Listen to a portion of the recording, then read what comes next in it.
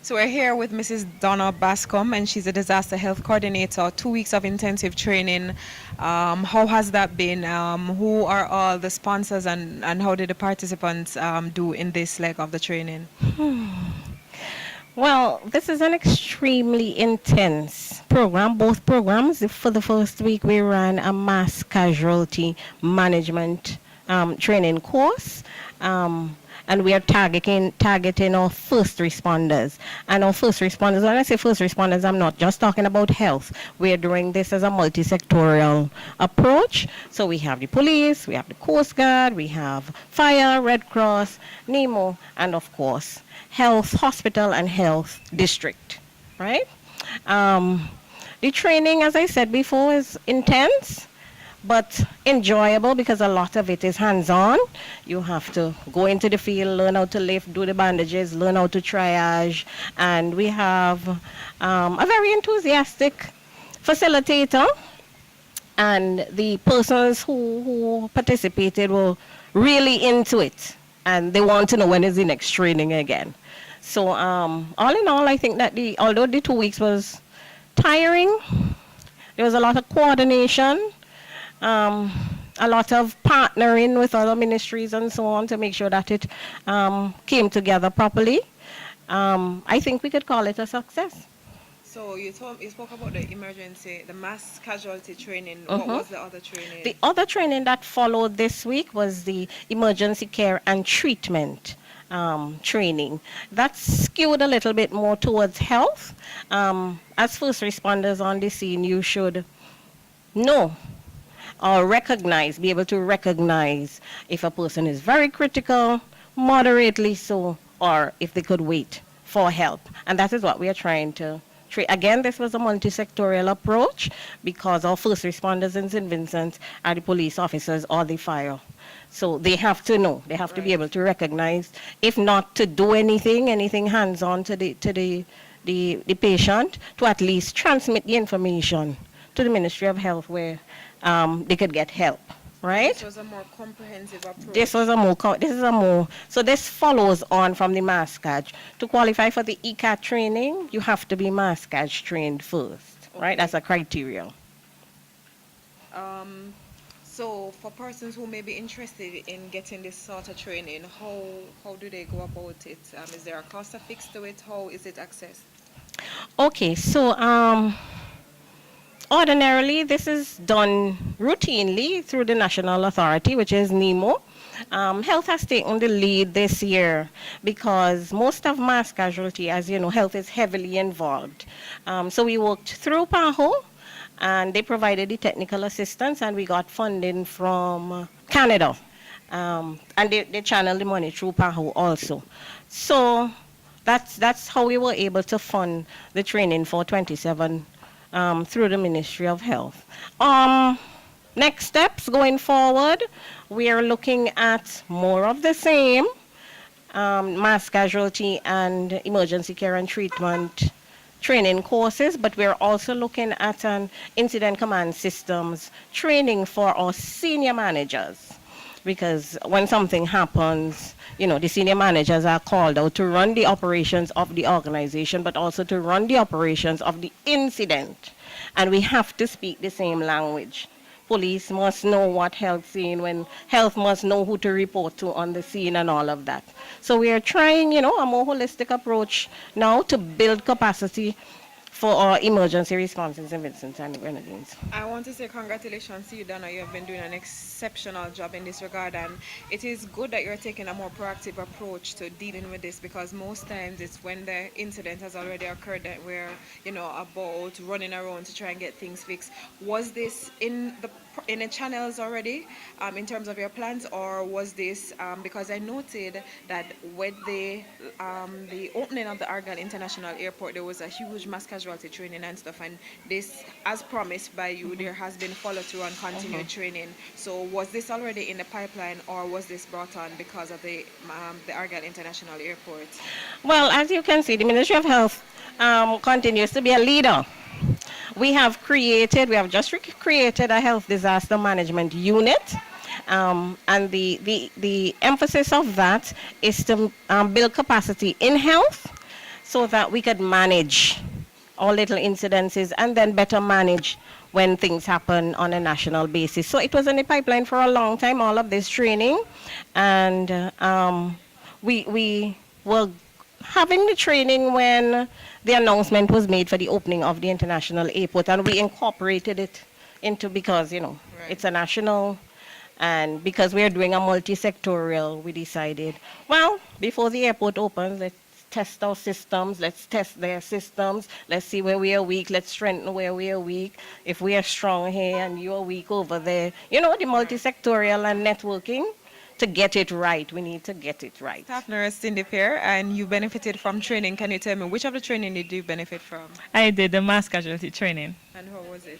It was wonderful. It was enlightening, informative, and just an experience that I think everyone should be interested in. How do you think this would assist you in terms of your job?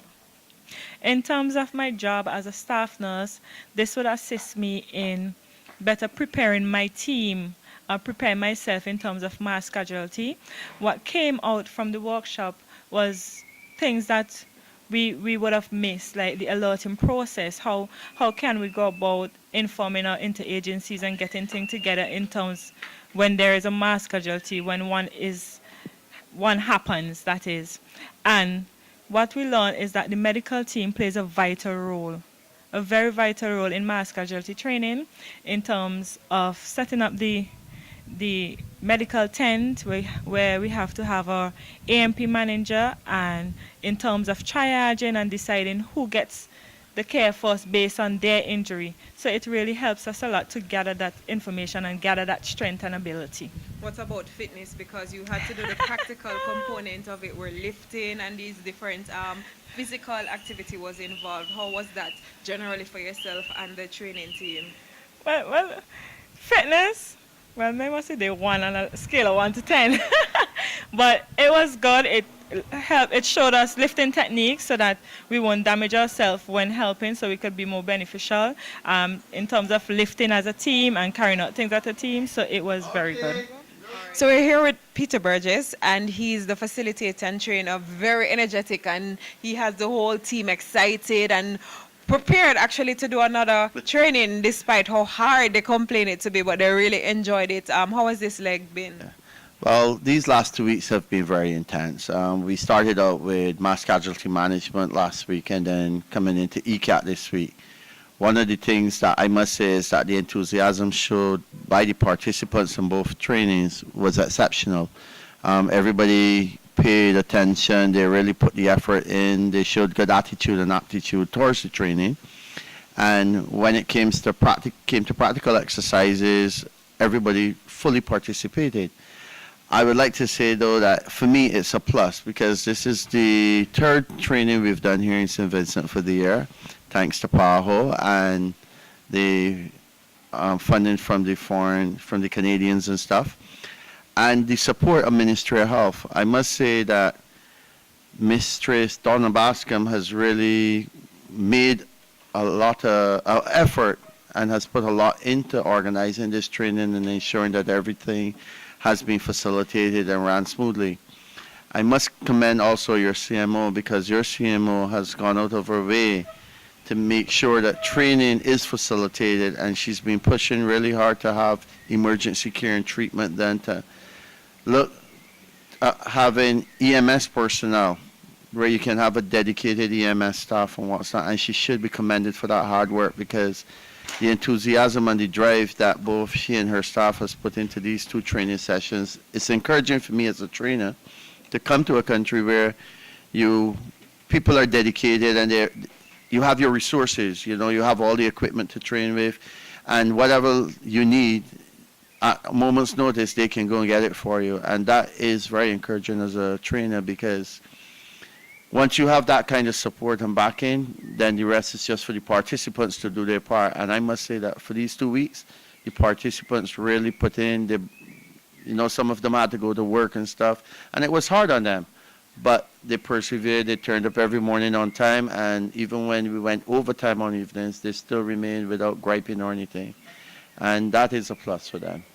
I remember the last time you were here, you were pretty much encouraging our seniors to slot you in as soon as possible because you get a lot of requests to train across the region and stuff. How lucky are we to have you back again?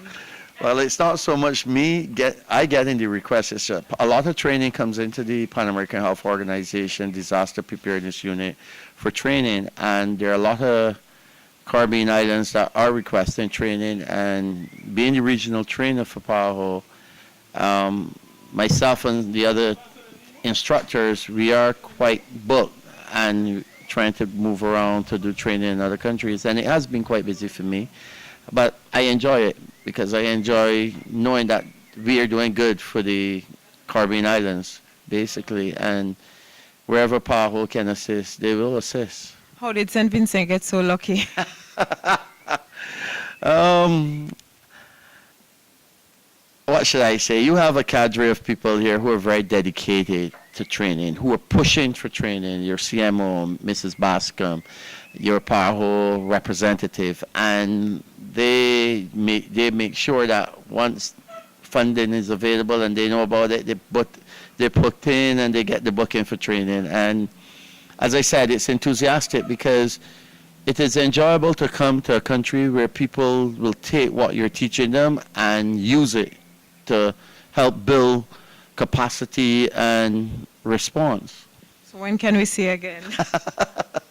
Now you're really asking me a lot. I don't know. That depends on the Pan American Health Organization and when I'm asked or requested to come to do training. But so far, it's looking like you'll see me around August. All right, thank you so much, Peter. We just continue to appreciate the work that you come here to do, the sacrifices you make to ensure that our country has the capacity to deal with an emergency when necessary. So we appreciate it. And from the Ministry of Health, Wellness and the Environment, the Minister of Health, the Permanent Secretary, and of course the CMO and the senior management and all the staff, we say thank you. Thank you, too. All right. All righty. So we heard Mr. Kishore Hamlet, the man of the moment, who did 2 intensive training, the mass casualty and the ECAT back to back. He's a health worker, but this time he obtained a training under the Red Cross. Kudos to you on that, and congratulations on achieving certification in both mass casualty and ECAT training. How was the training for you? Well, it was hard at first. It was a bit intense. Never had done anything like it before, but I always wanted to do the mass casualty training since I heard about it. Last time they had it, I had to work, so I missed out on it. Went and tried to do the ECAT at that time and was told that I had to do the mass casualty training at first and that they will be doing one in June, so prepare myself for it. So I went and get ready and heard about it and just came out and went and do it, and it was very excited. That is really good that you took the initiative to do that. What is your role at the hospital? Well, currently I'm a arctic leave attendant. I am also a relief meal attendant, and currently I now start as a relief driver for the food van. Currently. Okay.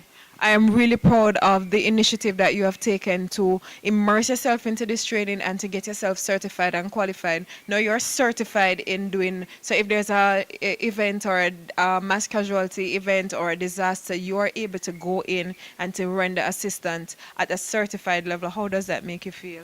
I'm very proud of myself. I'm excited that I could actually go out and actually help at a higher level that I'm accustomed to. Okay. What did you find the response of the trainer to be like, and what did you find the response of the participants to be like? Well, the trainer was he was very good. He actually assists in ways that he could actually like break down certain stuff so that we could understand properly, and he did a well job. And the participants, they actually help out. Everybody came together and worked together as one big team. Although when we just started at first, everybody was like by themselves in their own comfort zone with persons they came with from the organization. But as the training progresses, they just came together as one group. They forget who they came with and just start making new friends. How important is this? Because we know in a mass casualty, you would need to pull people from different agencies, whether it's from health, police, the fire department, the port, wherever. Everybody would pull together to make that event successful. How did you find all of that, everybody coming together, beneficial to the training?